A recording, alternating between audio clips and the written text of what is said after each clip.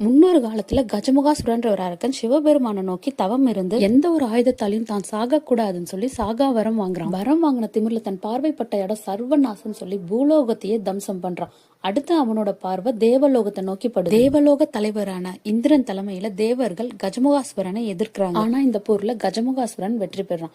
தேவர்கள் சிவபெருமான் கிட்ட உதவி கேட்கறதுக்காக கைலாயம் நோக்கி ஓடுறாங்க. தேவர்களும் நடந்தது சொல்லி சிவபெருமான் கிட்ட முறையிடுறாங்க. அவரும் கஜமுகாசுரன் அழிக்கிறதுக்காக தன்னோட வாரிசான விநாயக பெருமானை அனுப்பி வைக்கிறாரு. தேவர்களை வெற்றி பெற்ற கஜமுகாசுரன் அடுத்தது கைலாயத்தையும் வைகுண்டத்தையும் அடையணும்னு சொல்லி சதி திட்டம் தீட்டிட்டு தன்னை அழிக்க விநாயக பெருமான் வந்துட்டு இருக்க விஷயத்த அரக்கன் ஒருவன் மூலியமா கஜமுகாசுரன் தெரிஞ்சுக்கிறான். விநாயக பெருமானுக்கும் கஜமுகாசுரனுக்கும் போர் நடக்குது. தன்னை அழிக்க எந்த ஒரு ஆயுதமும் இல்லன்ற திமிர்ல இருக்க கஜமுகாசுரன் அழிக்க விநாயக பெருமான் தன்னோட தந்தத்தை உடைக்கிறாரு. இதை பார்த்த கஜமுகாசுரன் எலியா மாறி விநாயகர் கிட்ட உயிர் பிச்சை கேட்டி மண்டிடுறாரு. இனி நான் உங்களுக்கு வாகனமா மாறி சேவை செய்வேன்னு சொல்லி கஜமுகாசுரன் மண்டிடுறான்.